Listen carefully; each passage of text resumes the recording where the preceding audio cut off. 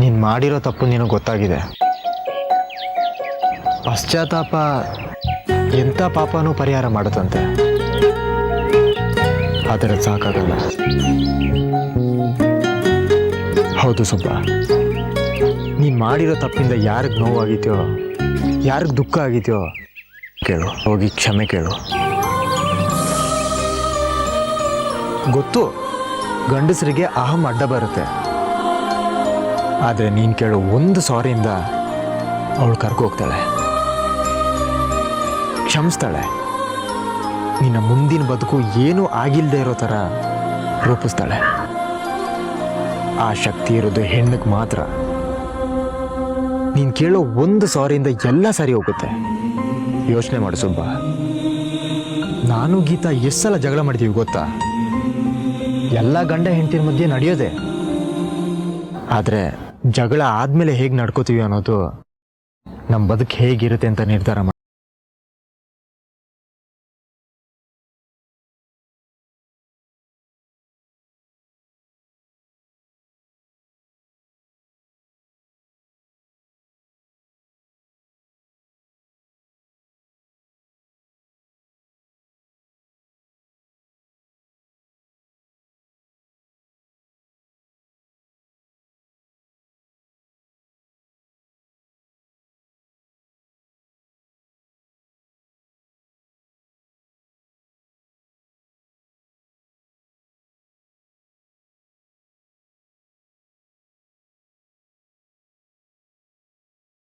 ಆಯ್ತಾ?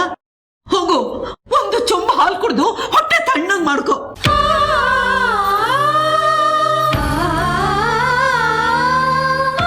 ನಿಮ್ಗೆ ಹಾಲು ಕುಡಿ ಅಂತ ಯಾಕೆ ಹೇಳ್ತೀರಾ ಅತ್ತೆ? ಬನ್ನಿ, ನಾವಿಬ್ರು ಹೋಗಿ ಒಂದ್ ದೊಡ್ಡ ಬಾಟಲ್ ತಗೊಂಡ್ ಬಂದ್ಕೊಡೋಣ, ಕುಡ್ದು ತೂರಾಡ್ಲಿ.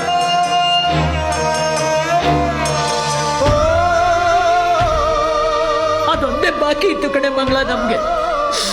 ಅವಳು ಹೊಟ್ಟೆಲಿಟ್ಟು ಕುಡಿಗೆ ಬೆಂಕಿ ಹಚ್ಚಿ ಸಾಯಿಸ್ಬಿಟ್ಟಲ್ಲ ಮನುಷ್ಯನ. ನೀನು ಉತ್ತರ ಆಗ್ತೀಯ?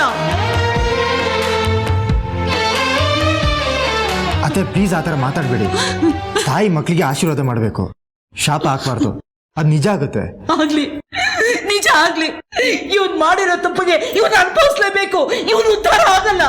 ಅವ್ನು ಮಾಡಿರೋ ತಪ್ಪಿಗೆ ಅನುಭವಿಸ್ತಾ ಇದ್ದಾನೆ. ಅದಕ್ಕಿಂತ ದೊಡ್ಡ ಶಾಪ ಬೇಕಾತೆ? ಏನ್ ಅನುಭವಿಸ್ತಾ ಇದ್ದಾನಪ್ಪ ನೋಡು. ಇಷ್ಟೆಲ್ಲ ಆದ್ಮೇಲೂ ಒಳ್ಳೆ ಗರ್ವ ಪಡ್ತಾ ತರ ನಿಂತಿದ್ದಾರೆ ಮನುಷ್ಯನ ಇವರು. ಅವನು ಪ್ರಣತಿ ಹತ್ರ ಸಾರಿ ಕೇಳಕ್ ಬಂದಿದ್ದಾನೆ ಅತ್ತೆ.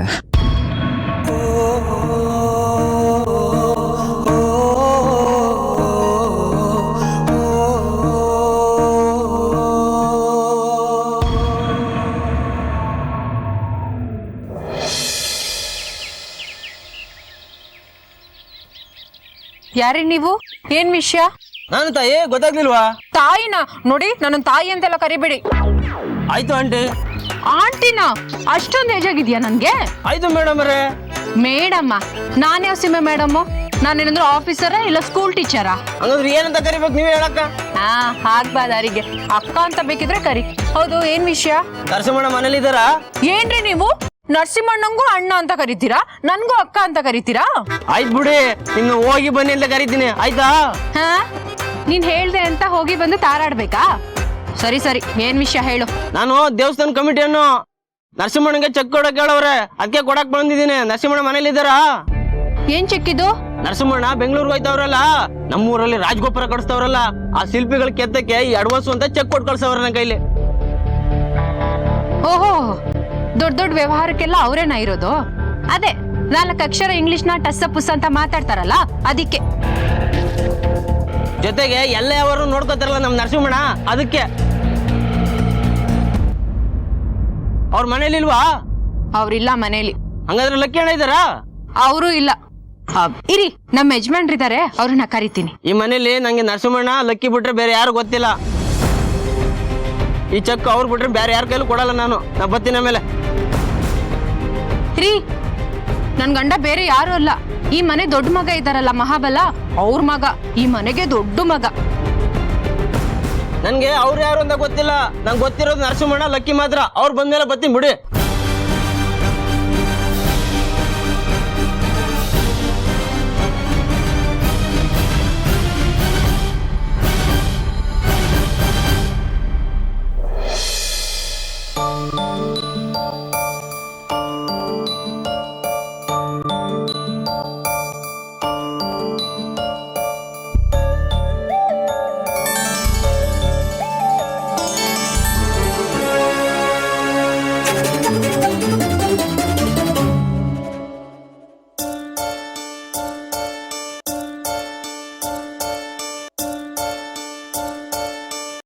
ಸ್ವಾತಿಯವರೇ, ನಾನು ತುಂಬ ದೊಡ್ಡ ತಪ್ಪು ಮಾಡಿದ್ದೀನಿ.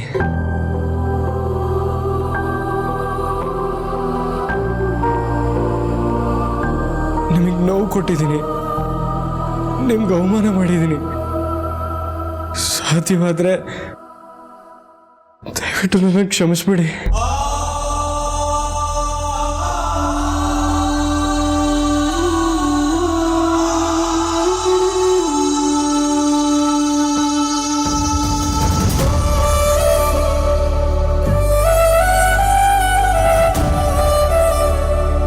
ನಿಮಗೆ ನನ್ನ ಮೇಲೆ ಕೋಪ ಇದ್ರೆ 4 ಕಬ್ಬಳಕ್ಕೆ ಬಾರಿಸಿ.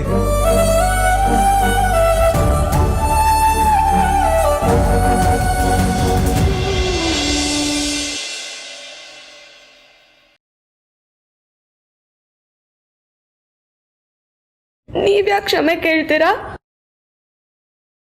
ನೀವೇನ್ ತಪ್ಪು ಮಾಡಿಲ್ಲ.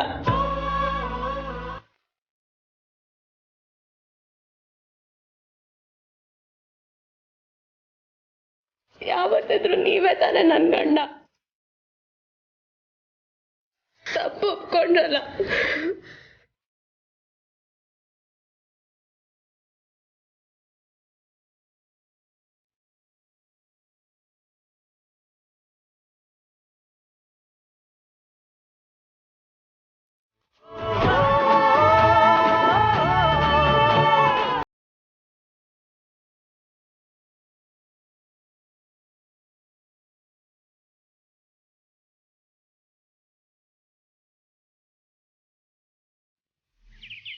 ಎಲ್ರು ಮದ್ವೆ ಆದ್ಮೇಲೆ ಒಂದ್ ಫ್ಯಾಮಿಲಿ ಅಂತ ಇರುತ್ತೆ.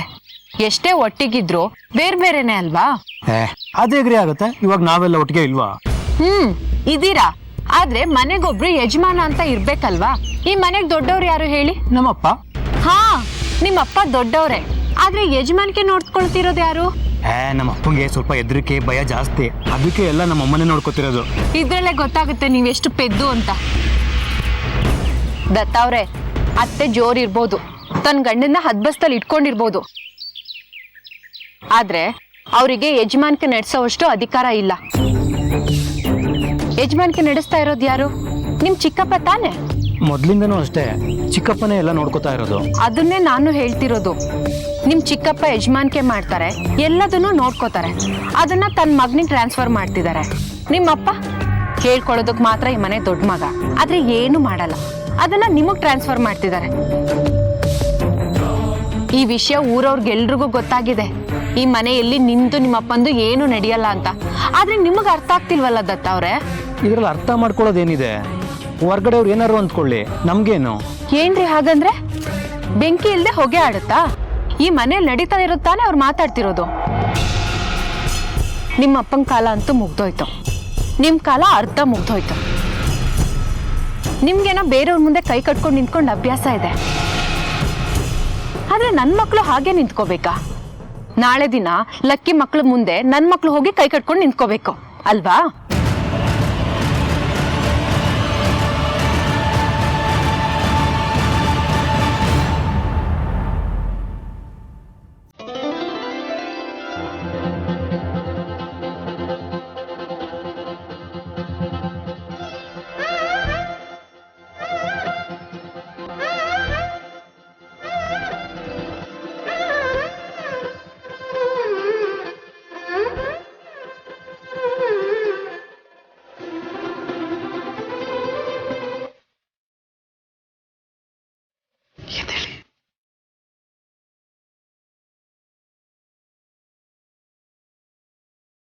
ಸುಬ್ಬ, ನೀನು ಈ ಮಟ್ಟಕ್ಕಾದ್ರೂ ಬಂದು ತಲುಪದ್ಯಲ್ಲ, ನಂಗದೇ ಸಮಾಧಾನ ಕಣು. ಉದ್ಧಾರ ಆಗ್ತೀಯ ನೀನು.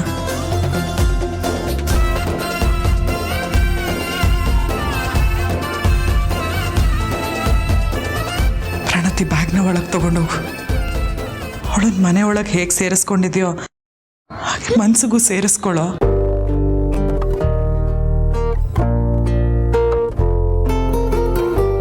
ಪ್ರಣತಿ ನಿನ್ನ ಕ್ಷಮಿಸಿದಾಳೆ, ಅದವಳು ದೊಡ್ಡ ಗುಣ ಕಣೋ. ಸಂಸಾರ ತೂಗಿಸ್ಕೊಂಡು ಹೋಗ್ಬೇಕು ಅನ್ನೋ ಪ್ರತಿ ಹೆಣ್ಮಗಳು ಇದನ್ನೇ ಮಾಡೋದು.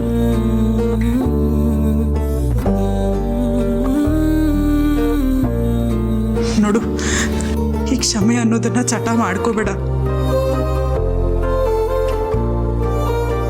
ಮಾಡಿರೋ ತಪ್ಪನ್ನೇ ಪದೇ ಪದೇ ಮಾಡಿ ಇವಳು ಕ್ಷಮಿಸ್ತಾಳೆ ಅನ್ನೋ ನಿರೀಕ್ಷೆನೂ ಇಟ್ಕೋಬೇಡ.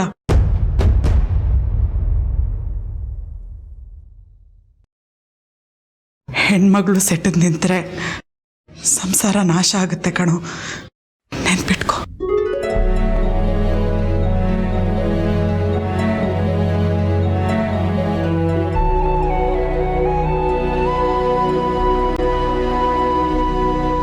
ಬಿಡು, ಇನ್ಮುಂದೆ ಎಲ್ಲ ಚೆನ್ನಾಗೇ ಇರುತ್ತೆ.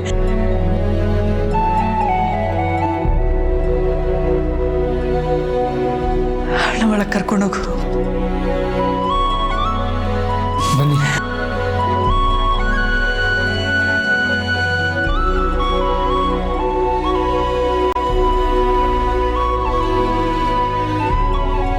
ಅಮ್ಮ, ನಾವೇನು ಹೋಗಿ ಬರ್ತೀವಮ್ಮ. ಎಂತ ಮಾತುಂಟಾಡ್ತೀಯ? ಹಳಿಯಂದ್ರು ಬಂದಿದ್ದಾರೆ, ಅದು ನನ್ನ ಮನೆ ಸೊಸೆನ ಮನೆಗೆ ವಾಪಸ್ ಕರ್ಕೊಂಡು ಬಂದಿದ್ದಾರೆ. ಇಂಥ ಸಮಯದಲ್ಲಿ ಹಾಗೆ ಕಳ್ಸಕ್ಕಾಗತ್ತಾ? ಊಟ ಮಾಡ್ಕೊಂಡೇ ಹೋಗ್ಬೇಕು. ಇಲ್ಲ ಅಮ್ಮ, ಅವ್ರ ಪಾಪ ಕೆಲಸ ಇದೆ, ಪ್ರಣತಿನ ಮನೆಗೆ ಬಿಟ್ಟು ಹೋಗೋಣ ಅಂತ ಬಂದಿದ್ರು ಅಷ್ಟೇ. ಗೀತಾ ಮತ್ತೆ ನಾವು ಊಟ ಮಾಡ್ಕೊಂಡೇ ಹೋಗ್ತೀವಿ. ಲಕ್ಕಿಯವರೇ, ನೀವೀ ಮಾತು ಹೇಳ್ತಿದ್ದೀರಾ? ಹ್ಞೂ ಮಂಗಳಕ್ಕ. ಖುಷಿ ಆಯ್ತು. ನಮ್ ಕೆಟ್ಟ ಕಾಲ ಎಲ್ಲ ಮುಗೀತು ಅನ್ನಿಸ್ತಾ ಇದೆ. ಒಂದು ಒಳ್ಳೇದಾಗ್ಬೇಕು ಅಂದ್ರೆ 4 ಕೆಟ್ಟದಾಗ್ಲೇಬೇಕು ಅನ್ಕೊಂಡು ಮುಂದುವರಿಬೇಕು. ನಡಿ ಮಂಗಳ, ಒಳ್ಳೆ ಅಡುಗೆ ಮಾಡೋಣ, ಹೋಳಿಗೆ ಊಟ ಬಡ್ಸೋಣ, ನಡಿ.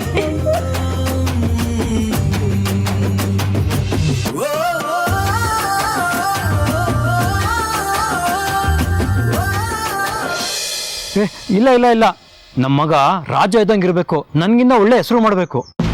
ಕರ್ಮ, ನೀವೇನಾದ್ರೂ ಮಾಡಿದ್ರೆ ಅಲ್ವಾ ನಿಮ್ ಮಗ ಜಾಸ್ತಿ ಹೆಸರು ಮಾಡೋದು. ದತ್ತ ಅವ್ರೆ, ಈ ಸಂಖ್ಯೆ ದಿಬ್ಬಕ್ಕೆ ಬಂದವರೆಲ್ಲ ಈ ಮನೆ ಕೇಳ್ಕೊಂಡ್ ಬರ್ತಾರೆ. ಬಂದವ್ರು ಯಾರಾದ್ರೂ ನಿಮ್ ಹತ್ರ ಮಾತಾಡ್ತಾರಾ? ಇಲ್ಲ, ನಿಮ್ ಚಿಕ್ಕಪ್ಪನ ಹತ್ರ ಲಕ್ಕಿಯವ್ರ ಹತ್ರನೇ ಮಾತಾಡೋದು. ನಿಮ್ ಮಾತಿಗೆ ಸ್ವಲ್ಪನೂ ಬೆಲೆ ಇಲ್ಲ. ನೋಡಿದ್ರಲ್ಲ, ಈಗ ಬಂದವ್ರೇನಾದ್ರೂ ನಿಮ್ ಮಾತಿಗೆ ಬೆಲೆ ಕೊಟ್ರ? ನಿಮ್ ಮಗನ್ಗೂ ನಾಳೆ ಹಾಗೆ ಆಗೋದು. ನೀವ್ ಹೇಳೋದು ಕರೆಕ್ಟೇ, ಅದಕ್ಕೇನ್ ಮಾಡ್ಬೇಕು ಇವಾಗ? ಅದಕ್ಕೆ ನಾವು ಬೇರೆ ಮನೆ ಮಾಡೋಣ.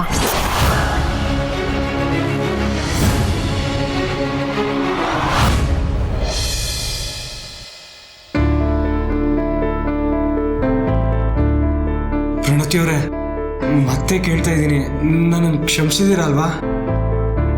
ಎಷ್ಟು ಸತಿ ಕೇಳ್ತೀರಾ ಸುಬ್ಬು ಅವರೇ?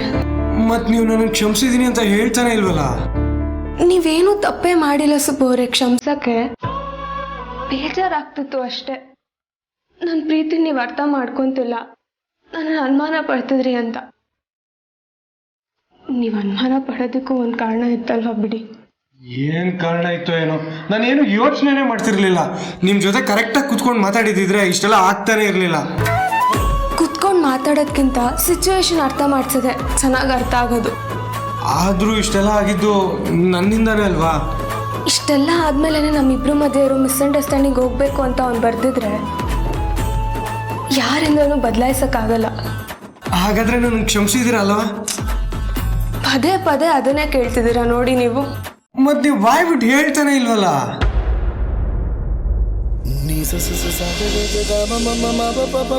ಕ್ಷಮಿಸಿದ್ದೀನಿ.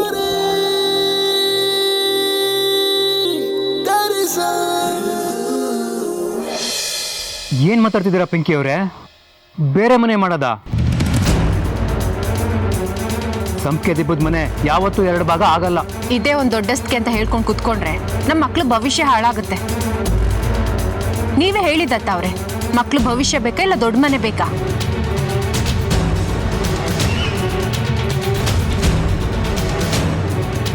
ದತ್ತ ಅವ್ರೆ, ದೊಡ್ಡ ಮನೆ ಅಂತ ಅನ್ನಿಸ್ಕೋಬೇಕಂದ್ರೆ ಒಂದು ಚಿಕ್ಕ ಮನೆನೂ ಇರ್ಬೇಕಲ್ವಾ? ಆ ಚಿಕ್ಕ ಮನೆಯಲ್ಲೇ ನಾವಿರೋಣ ಬಿಡಿ. ನಮಗೆ ದೊಡ್ಡತನ ಬೇಡ ದತ್ತ ಅವ್ರೆ. ಚಿಕ್ಕ ಮನೆಯಲ್ಲಿದ್ರೂ ನಮಗೆ ಸ್ವಾತಂತ್ರ್ಯ ಇರುತ್ತೆ. ಸ್ವಲ್ಪ ಅರ್ಥ ಮಾಡ್ಕೊಳ್ಳಿ. ಅರ್ಥ ಆಗಿಲ್ಲ ಅಂದ್ರೂ ಪರವಾಗಿಲ್ಲ, ಬೇರೆ ಮನೆ ಮಾಡೋದು ಮಾತ್ರ ಬೇಡ. ಅದು ಅಲ್ಲದೆ ಮಕ್ಳಾದ್ಮೇಲೆ ತಾನೇ ಅದೆಲ್ಲ, ಆಮೇಲೆ ಯೋಚನೆ ಮಾಡ್ಕೊಳ್ಳೋಣ, ಸುಮ್ಮನೆ ಇರಿ. ಆಗಲ್ಲ ದತ್ತ ಅವ್ರೆ, ನೀವು ಈ ಮನೇಲಿ ಇರೋವರೆಗೂ ಮಕ್ಳಾಗಲ್ಲ. ಏನ್ರಿ ಆಗಂದ್ರೆ? ನನಗೆ ನಂದೇ ಆದಂಥ ಮನೆ ಬೇಕು. ಮನೆ ಆದ್ಮೇಲೆನೆ ನನ್ನ ಮಕ್ಳ ಬಗ್ಗೆ ಯೋಚನೆ ಮಾಡೋದು. ನೀವು ಇದೇ ಮನೇಲಿ ಇರಬೇಕು ಅಂದರೆ ಮಕ್ಕಳ ಬಗ್ಗೆ ಯೋಚನೆ ಮಾಡೋದನ್ನೇ ಬಿಟ್ಬಿಡಿ.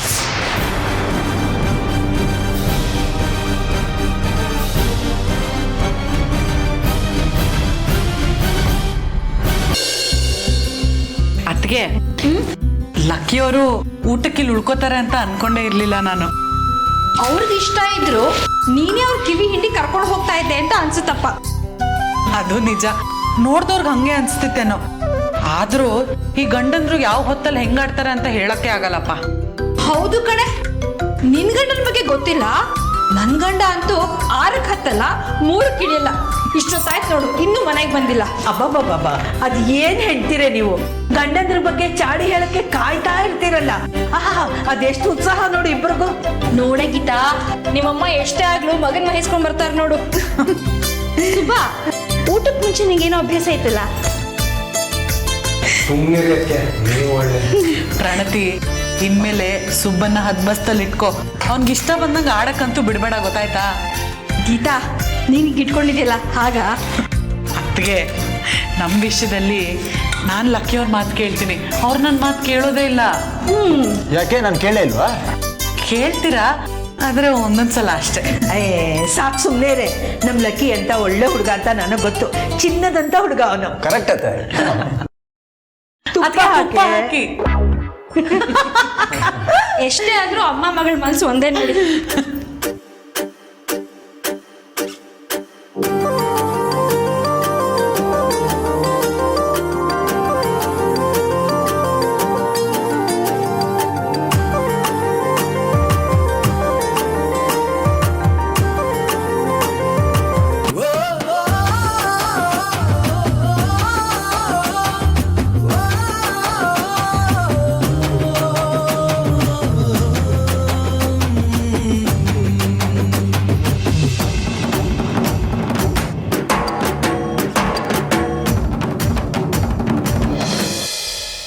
ದತ್ತ ಅವರೇ, ನಾನು ನಿಮಗೆ ಎಷ್ಟೋ ಸಲ ಐಡಿಯಾಗಳನ್ನ ಕೊಟ್ಟಿದ್ದೀನಿ, ಎಷ್ಟೋ ಪ್ಲ್ಯಾನ್ ಮಾಡಿದ್ದೀನಿ. ಅದರಿಂದ ನಿಮ್ಗೆ ಒಳ್ಳೇದಾಗಿದೆಯೋ ಕೆಟ್ಟದಾಗಿದೆಯೋ? ಒಳ್ಳೆದೇ ಆಗಿದೆ ಅಲ್ವಾ? ಹಾಗಿದ್ರೆ ನಾನೇನಾದರೂ ಮಾತಾಡಬೇಕು ಅಂದರೆ 1000 ಸಲ ಯೋಚನೆ ಮಾಡಿ ಮಾತಾಡ್ತೀನಲ್ವಾ? ಹೌದು. ಇದು ಹಾಗೇನೆ ದತ್ತ ಅವರೇ, ನಿಮ್ಮ ಒಳ್ಳೇದಕ್ಕೇನೆ. ಹೋಗ್ಬೇಕಾದ್ರೆ ಬೇಜಾರಾಗ್ಬೋದು, ಹಿಂಸೆ ಆಗ್ಬೋದು, ಆದರೆ ಹೋದ್ಮೇಲೆ ಆರಾಮಾಗಿರ್ಬೋದಲ್ವಾ? ಸ್ವಲ್ಪ ಯೋಚನೆ ಮಾಡಿ ದತ್ತ ಅವರೇ.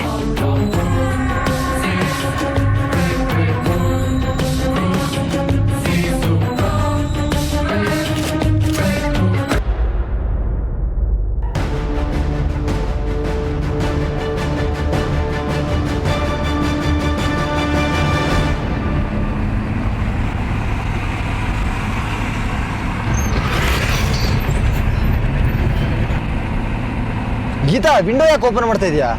ಗಾಳಿ ತುಂಬಾ ಚೆನ್ನಾಗಿ ಬರ್ತಿದೆ ಲಕ್ಕಿಯವ್ರೆ, ಅದಕ್ಕೆ.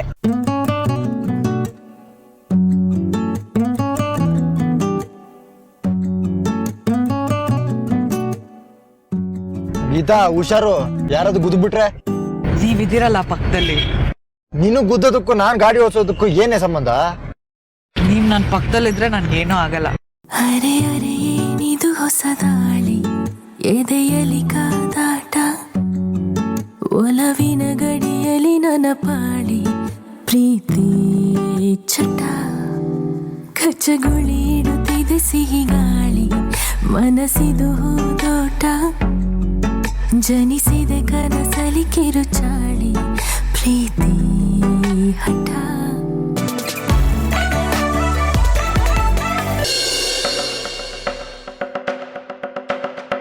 ಮಾವ ಕರೆದ್ರಂತೆ? ಹೌದು. ನೀನು ದತ್ತಂಗೆ ಸಪ್ರೇಟಾಗಿ ಅಡುಗೆ ಮಾಡ್ತಾ ಇದೀಯಾ?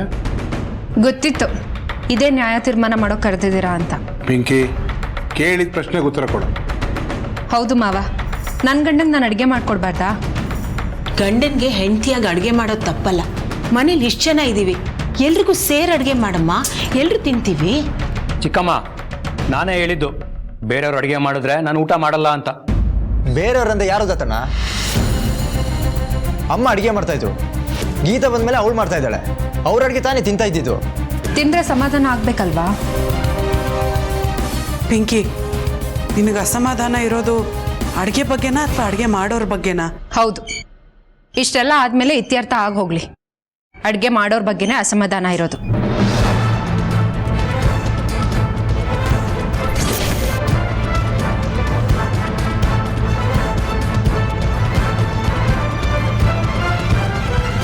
ಪಿಂಕಿ, ಅಸಮಾಧಾನ ಇರೋದಾದ್ರೆ ಸಮಕ್ಷವಾಗಿ ಒಬ್ರು ಮುಂದೆ ಒಬ್ರು ಕೂತ್ಕೊಂಡು ಯಾಕೆ ಹೀಗೆ ಮಾಡಿದೆ, ಏನು ತಪ್ಪಾಯ್ತು ಅಂತ ಕೇಳಬೇಕು.